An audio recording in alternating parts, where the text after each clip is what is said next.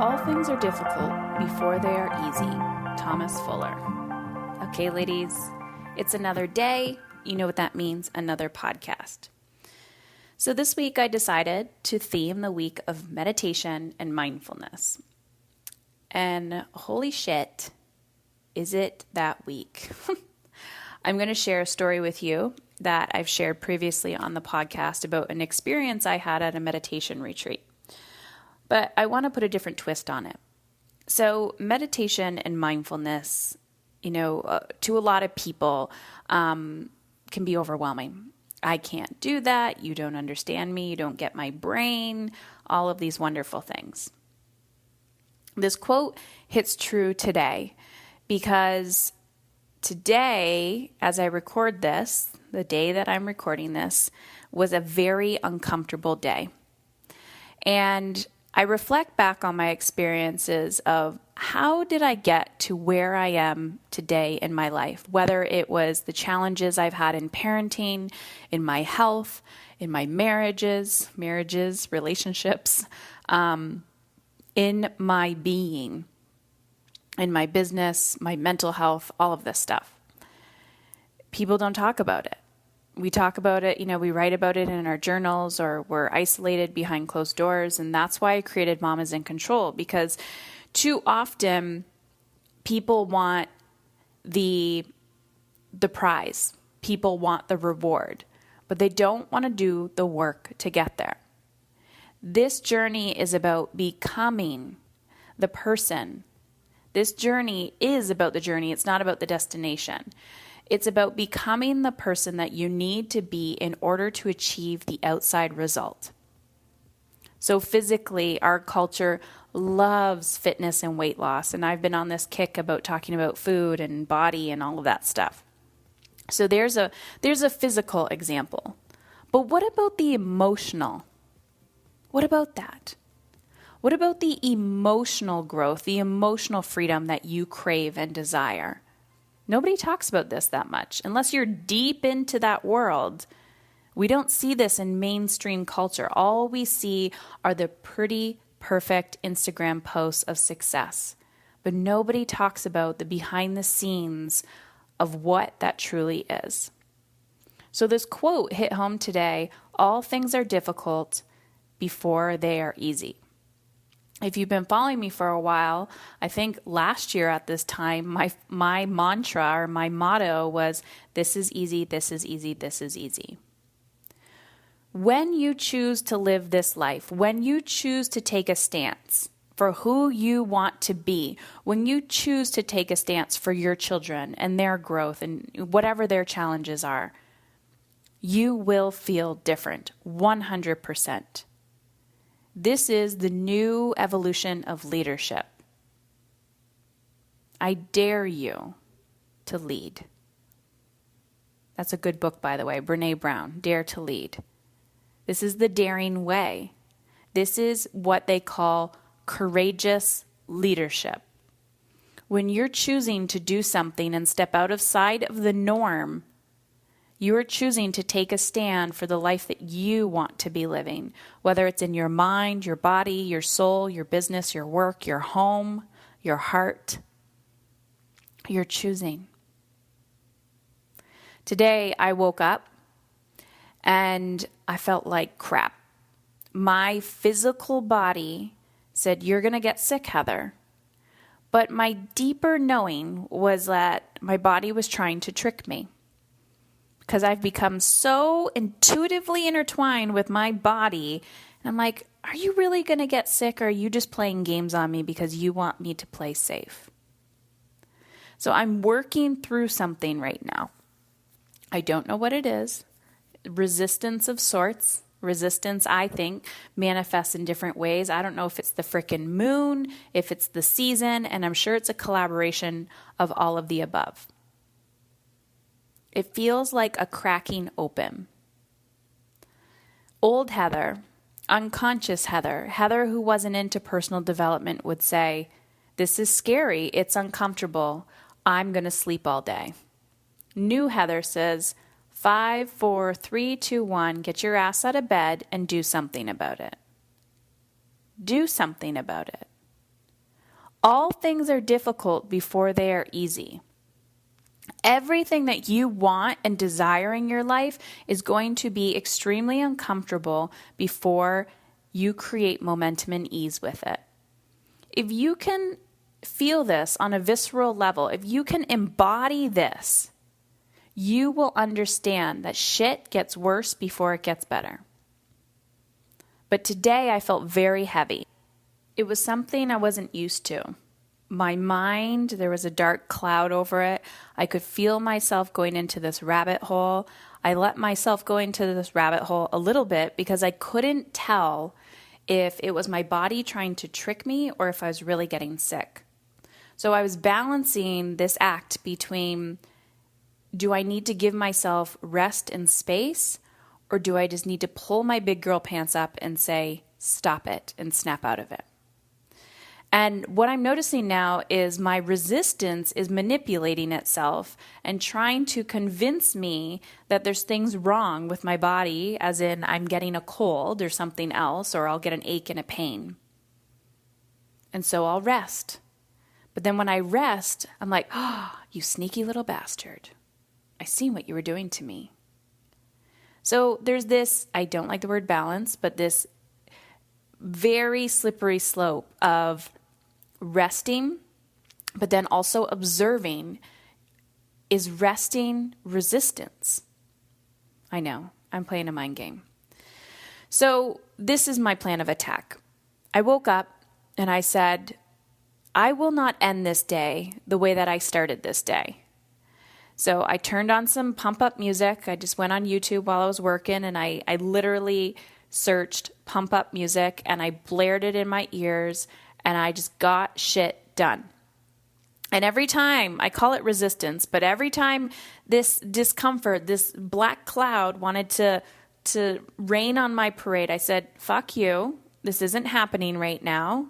You're not running the show. I'm running the show. I'm standing in my power. I'm taking a stance for how I want to feel, and you are not the way that I want to feel. I've honored you yesterday. I gave you extra rest, and still that wasn't good enough for you. So today, I'm taking a stand. Things slowly started shifting because I'm telling you right now, I would not be recording this podcast if I felt the same way that I did when I first opened my eyes this morning. Now, what does this have to do with meditation and mindfulness? I think the reason why, excuse me, I got a cough. The reason why so many people resist meditation is because they're resisting their mind. They're resisting going into that cave. They're resisting doing the uncomfortable and going through the discomfort in order to get to the freedom on the other side. About 2 years ago, maybe more, I went to this weekend silent meditation retreat with a friend. And I knew the teacher. I spoke about this, I don't know what episode. I went with a friend. I knew what I was getting myself into. I knew I was getting myself into a silent meditation retreat. I've seen it. I haven't experienced it at this level. But I thought, okay, I can meditate. Therefore, I can sit for long periods of time. Like, I got this. Well, when you're meditating for like 8 to 12 hours a day, it not only does your body start to physically hurt, but your mind starts to wander.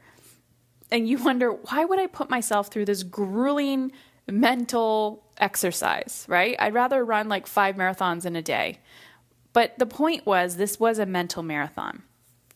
So while I was at this meditation retreat, I think it was the second day, I was starting to get a little antsy because literally all you do is you wake up at like 5 o'clock in the morning, you go down into the common area, you sit on your mat, you meditate for 2 hours, you get up, you have a 15-minute break, you can lie in your bed, you go back down, you meditate, you eat lunch in silence, you come back, like that's it. You barely even have any time to go outside and wander. It's not like you're wandering, aimlessly by yourself in the woods. You don't really get much time to do that. You're not allowed to write your thoughts down. You're not allowed to read anything. Because the point of, and this was based on Vipassana meditation, but the point of this practice was that thoughts are useless. Like thoughts are just thoughts. They come in and out. And the more attached we are to them, the more we're putting expectation and meaning behind them. And when we believe a thought, then if it's a negative thought or a negative story, then we start to suffer and struggle. So this morning, I was struggling because I was putting expectation and meaning to my thoughts. I'm human. This is part of the practice of the human experience, right? So while I was at this meditation retreat, I'm sitting on my mat. On my ass is frozen at this point, literally numb, not frozen, but numb. And I don't know how far along I was into it, but I was getting cramps, like butt cramps, back cramps, and never in my life do I have back pain, not typical back pain. Sometimes I'll get little aches and pains here from sitting too long, but I was getting back pain. And I thought, okay, my body is telling me something. My body is telling me, you can't do this anymore. You've been doing this too long. So we had our break. I went up to my room. I started crying to myself because I couldn't talk to anybody. And I'm lying in bed and I'm just crying. And I could hear the chimes going off that our break was over and we had to go back. So I did not go back, and I thought, I'm just going to sleep because my drug of choice is sleep. My drug of choice is to numb out with sleep. And, like a lot of people, I'll just sleep it off. I'll feel better the next day. So I thought, well, whatever, I'll just lay here. So about 10 minutes after the bell goes off, everybody's back in the room. The teacher comes up and she says, Heather, what are you doing? I said, I'm just in a lot of pain. I'm going to lay here. She said, nope, you go back down. I said, but I'm in pain. She goes, no, that's just your body's way of trying to get you to feel the discomfort. So go back down. We're going to do an exercise. And I don't know the terminology of what she called it.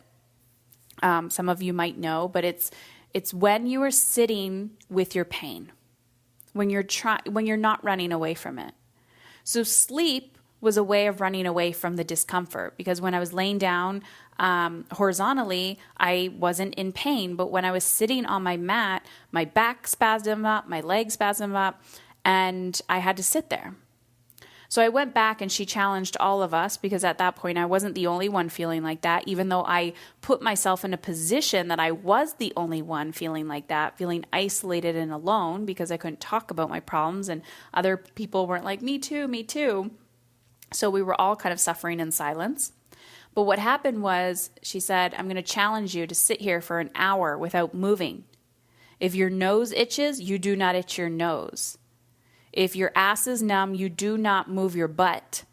If you want to scratch your knee, you do not scratch your knee. Your body is trying to send you responses so that you can respond, so that you can pay attention to it. So here's the tricky part. Because I come from this background of burnout and not listening to my body.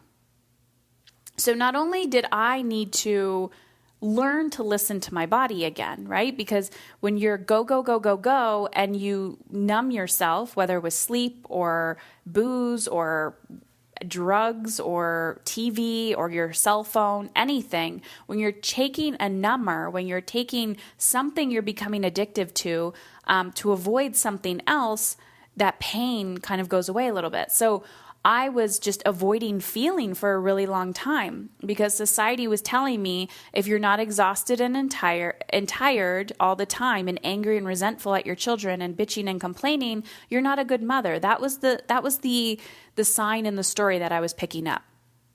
So when that no longer worked for me, because I got sick and I almost died, I was like, well, how do I learn to feel and be connected to my body, but all of these emotions are foreign to me? I don't understand what my body is telling me. I don't understand this discomfort. I want to run away from it, because that's what I did previously. So I had to sit.